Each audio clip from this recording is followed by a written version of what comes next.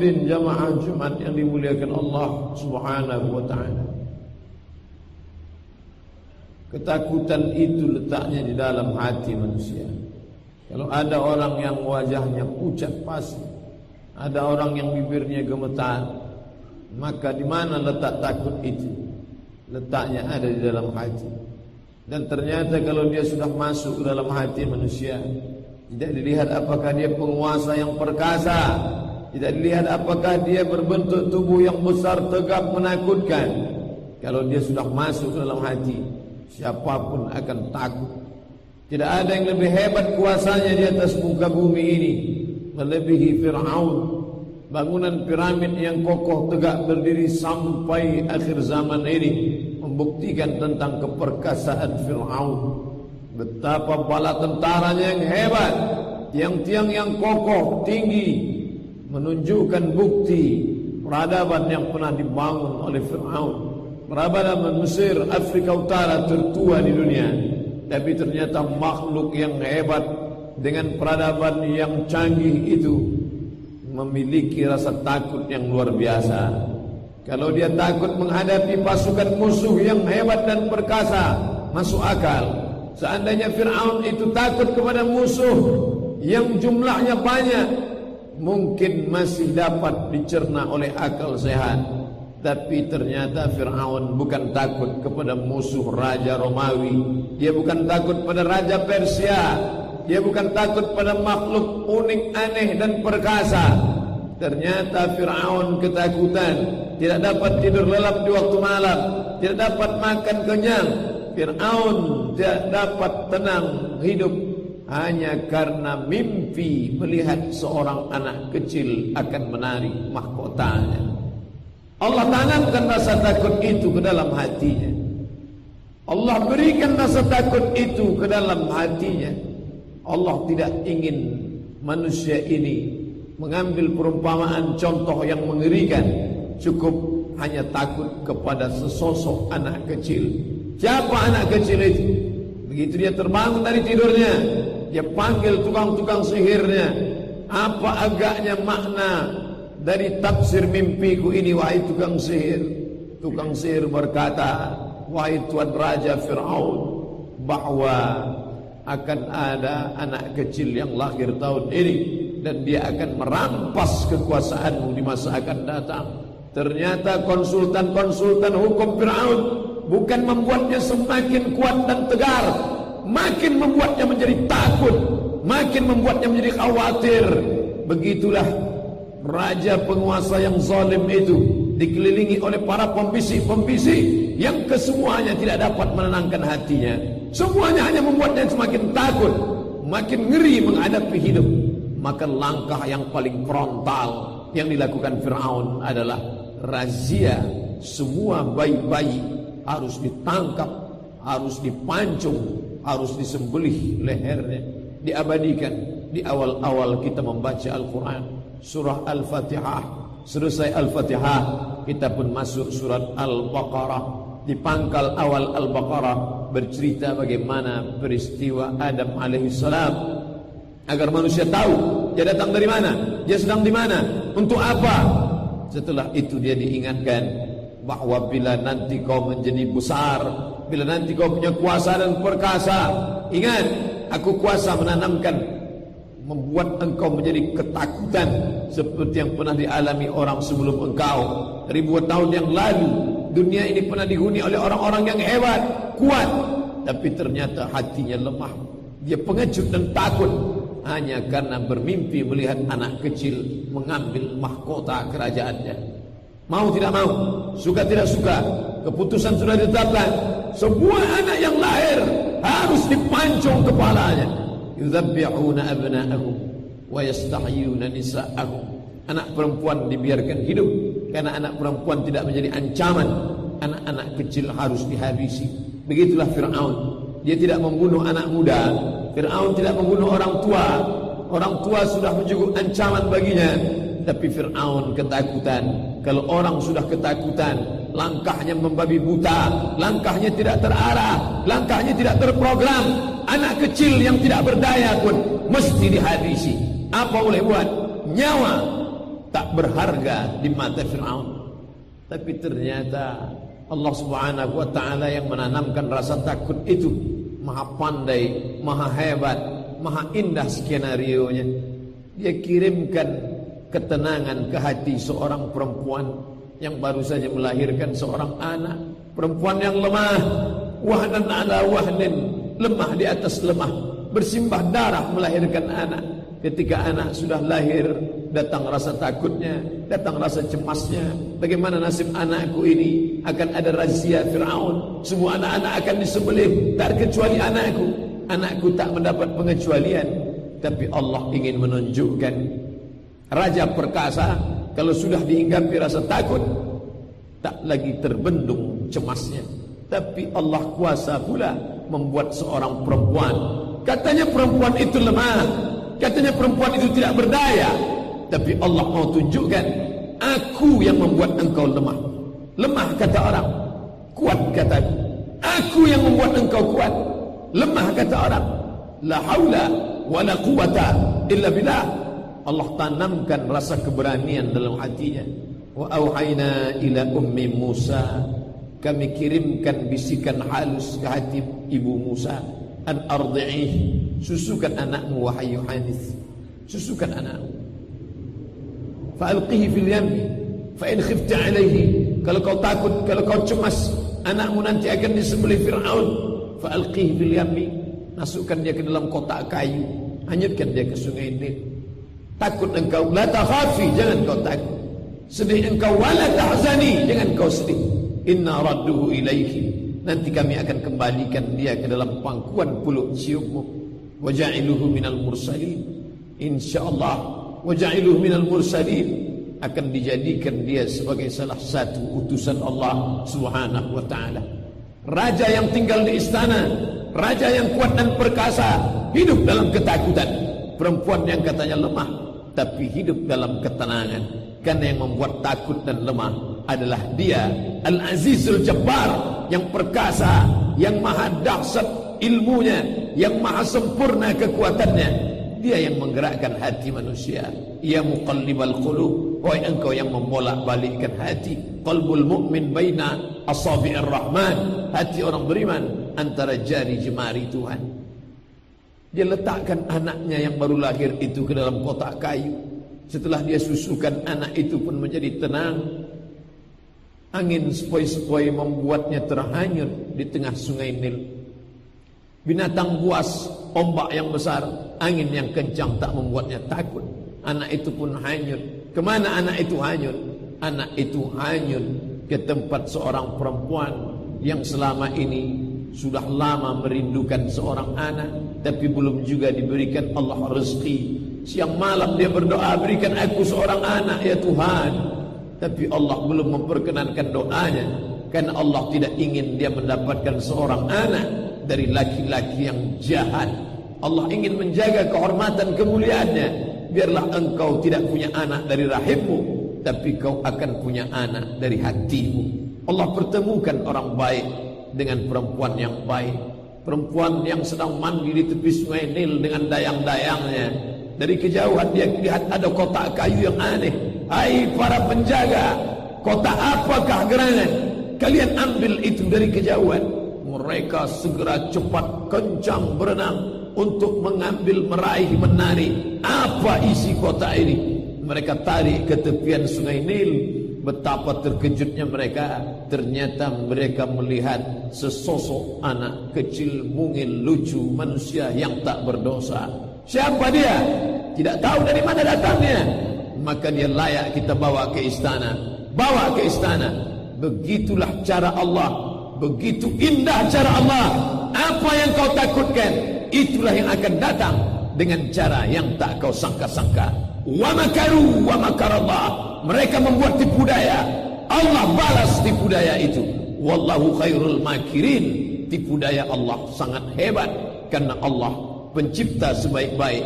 Yang baik akan dibalas baik, yang buruk akan dibalas buruk. Tak pernah terbersit di kepala Fir'aun bahwa mahkotanya akan ditarik seorang bayi kecil. Tak pernah terlintas di hati Fir'aun bahwa anak itu akan hanyut di sungai Nil. Dan yang mengambil anak itu adalah istrinya, buah hati, belayan jiwanya.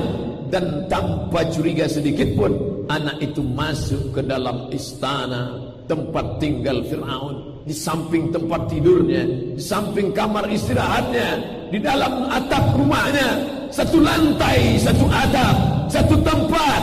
Yang dikhawatirkan itu datang Al-Gojo pencabut nyawa, hanya sanggup mencabut nyawa bayi-bayi kecil tak berdosa. Nun yang jauh di sana, yang sebenarnya bukan itu ancamannya. Ancaman sedang berada di rumahmu, wahai Fir'aun. Fir'aun cemas, Fir'aun takut. Jangan-jangan ini dia yang akan menarik mahkota kerajaanku. Jangan-jangan ini dia. Lalu dia utarakan bisikan hatinya itu kepada Asia. Wahai istriku Asia, nampaknya yang ku khawatirkan ada pada anak ini.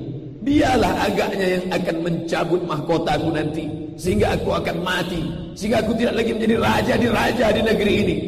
Kata Asia, tidak, mungkin anak yang lain, sedangkan ini anak kesayanganku. Betapa mudahnya Allah membuat benci menjadi rindu, menjadi sayang.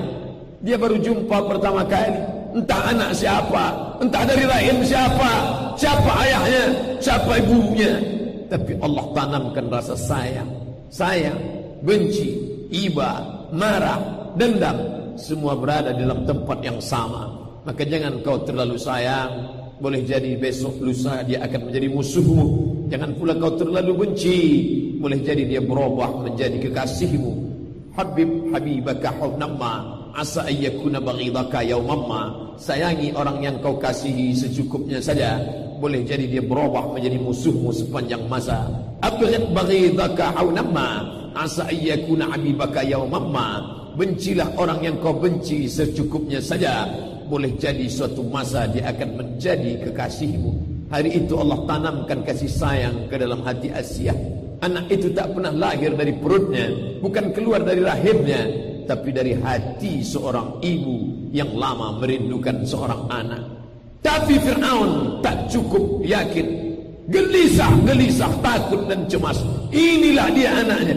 Kalau engkau tak juga yakin dengan aku, wahai Fir'aun suamiku, marilah kita tes, kita uji anak ini. Bila dia nanti mengambil roti, maka sembelihlah. Dia berarti anak yang sudah berakal, dia anak yang aneh, dia akan mencabut mahkotamu. Tapi nanti bila tangannya meraih bara api masuk ke mulutnya, maka tolong jangan kau ganggu dia. Berarti dia anak yang tak tahu apa-apa. Cukuplah sudah begitu banyak nyawa yang kau habiskan hanya untuk kuasa. Jangan lagi kau tambah dengan anak kecil yang lucu, yang selama ini aku rindukan, wahai Fir'aun. Masa itu pun sampai. Fir'aun dengan cepat mengambil roti, dia letakkan di hadapan bayi kecil itu. Dia letakkan, sudah sampai masanya untuk menguji anak ini. Ya, nampaknya tiba masanya. Ya, mari kita coba. Ternyata setan menarik tangan kecil mungil akan mengambil roti. Andai roti itu yang ia ambil, tentulah dia akan ditarik cepat oleh Fir'aun.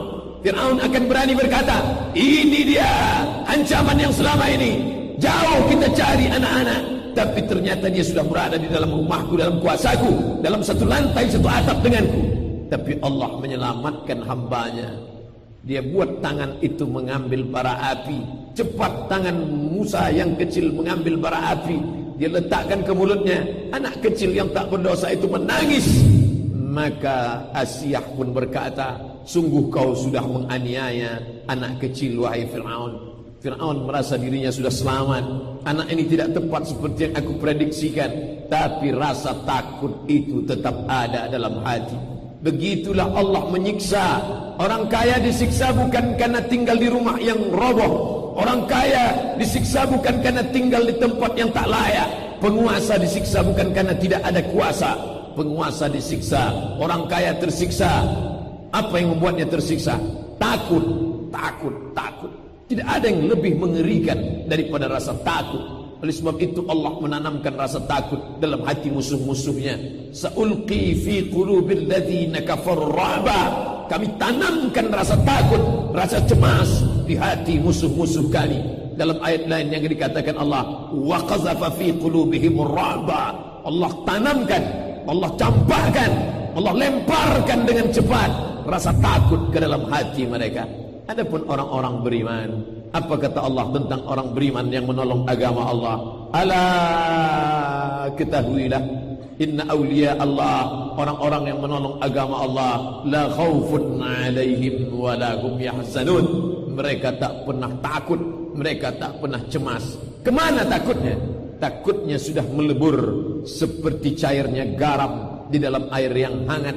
Takutnya sudah hilang, takutnya sudah musnah bersama takutnya kepada Allah Subhanahu wa ta'ala. Siapa yang menghilangkan takut itu dari hatinya? Allah. Siapa yang membuatnya berani, gagah dan perkasa? Allah. Yang memberikannya nyawa, yang membuatnya bernafas, yang membuatnya hidup, yang membuatnya bersuara lantang, yang membuatnya melangkah. Dia melangkah di atas muka bumi Allah. Dia bernapas dengan paru-paru titipan Allah. Dia bernapas dengan napas udara dari Allah. Apa yang membuat dia takut? Musuh-musuhnya itu pun semuanya dalam genggaman kuasa Allah. Kalau Allah mau, satu kali teriakan malaikat, hancur binasa. Kalau Allah berkehendak, satu kali kata cukup untuk menghapuskan musuh dari atas muka bumi Allah. Innama amruhu idza arada syai'an ay yaqula lahu kun fayakun. Musuh-musuh itu tidak membuatnya takut. Musuh-musuh itu tidak membuatnya cemas. Justru dia menganggap musuh itu adalah tiketnya menuju surga Allah Subhanahu wa ta'ala. Jangan kau katakan mereka takut, jangan kau katakan mereka cemas. Mereka adalah orang-orang yang sudah lama urat putus dari dirinya, sudah lama rasa takut musnah dari dalam hatinya, sudah bersayap bersarang rasa cinta kepada Allah. Itulah yang ada dalam hati Bilal bin Abi Rawah, sehingga diletakkan pun batu yang besar di atas perutnya, kulitnya yang tipis di atas panasnya, tapi tak pernah rasa takut itu ada dalam hatinya. Tetap keluar dari mulutnya, Ahad, Ahad. Itu yang tak pernah membuat cemas dalam hati seorang Salman Al-Farisi. Dia tinggalkan kampung halamannya di Persia demi untuk mencari ridha Allah. Cemaskah dia menghadapi masa depan? Tidak. Itu yang pernah bersemayam di dalam hati Sayyidina Ali. Itu yang pernah ada dalam hati Abu Bakar As-Siddiq. Hari ini para sahabat itu sudah menghadap Allah Subhanahu wa ta'ala. Lalu siapa yang tinggal? Allah berjanji dalam Al-Quran, As-sabiquna al-awwalun minal muhajirin wal ansar. Yang dulu mereka masuk Islam dari kalangan muhajirin dan ansar. Walladzina taba'uhum. Tapi ada nanti generasi belakangan yang akan tetap mengikuti mereka. Zaman berganti, musim berubah, orangnya berbeda, sukunya bukan Arab Quraisy, tapi hatinya sudah dipenuhi rasa cinta kepada Allah, sehingga takut itu cemas. Tak sulit bagi Allah membuat Fir'aun yang perkasa menjadi takut, dan tak sulit bagi Allah membuat bayi kecil mungil lucu dalam keadaan tenang. Begitu juga dengan perempuan itu merasa tenang. Allah tak sebutkan contoh seorang anak muda, karena anak muda yang perkasa tak pernah takut. Tapi Allah berikan contoh dua makhluk yang lemah. Perempuan lemah, anak kecil yang lemah. Tapi tidak lemah kata Allah. Seluruh dunia mengatakan kau lemah, tidak kata Allah. Seluruh dunia mengatakan kau takut, tidak kata Allah. Maka kau akan menjadi berani, bukan karena hawa nafsumu, tapi karena pertolongan Allah dalam hatimu. Barakallahu li wa lakum fil Qur'anil azim, wa nafa'ani wa iyyakum bima fihi minal ayati wa dzikril hakim, wa taqabbala minni wa minkum tilawatahu innahu huwal ghafurur rahim. Allahumma shalli wa sallim ala sayyidina Muhammadin sayyidil awwalin wal akhirin wa sallim wa aliyallahu tabaraka wa ta'ala an kulli sahabati rasulillahi ajma'in.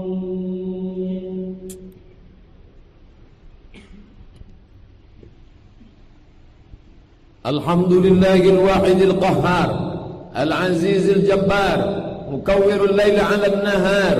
Ashhadu an la ilaha illallah wahdahu la syarika lah wa ashhadu anna sayyidana Muhammadan 'abduhu wa rasuluhu wa safiyuhu min khalqihi wa khaliluhu adda al-amanah wa ballagha ar-risalah wa nasaha al-ummah wa tarakana 'ala ma'ajjatil bayda layluha kanahariha la yazighu 'anha illa halik. Qala Allah Ta'ala fil Qur'anil 'azim wa huwa asdaqul qailin. A'udzu billahi minasy syaithanir rajim. Bismillahirrahmanirrahim. wal 'ashr innal insana lafi khusr illa alladhina amanu wa 'amilus shalihat wa tawasaw bil haqq wa tawasaw bis sabr. Wa qala ta'ala fi ayatin ukhra innallaha wa malaikatahu yusalluna 'alan nabi ya ayyuhalladzina amanu sallu 'alaihi wa sallimu taslima. Allahumma ighfir lil muslimina wal muslimat wal mu'minina wal mu'minat al ahya'i minhum wal amwat birahmatika ya arhamar rahimin. Allahumma ansur ikhwanana al mujahidin fi Palestin wa fi Suriya wa fi Rohingya wa fi kulli makan من مشارق الأرض إلى مغاربها. اللهم انصر من نصر الدين، اللهم انصرهم نصرا عزيزا. اللهم ادفع عنا الغلاء والوباء والفحشاء والربا والزنا والمنكر من بلدنا هذا خاصة ومن بلدان المسلمين عامة. عباد الله، أوصيكم ونفسي بتقوى الله وطاعته فقد فاز المتقون. إن الله يأمر بالعدل والإحسان وإيتاء ذي القربى وينهى عن الفحشاء والمنكر والبغي يعظكم لعلكم تذكرون. فاذكروا الله العظيم يذكركم واسألوه من فضله يعطكم ولذكر الله أكبر والله يعلم ما تصنعون. أقم الصلاة.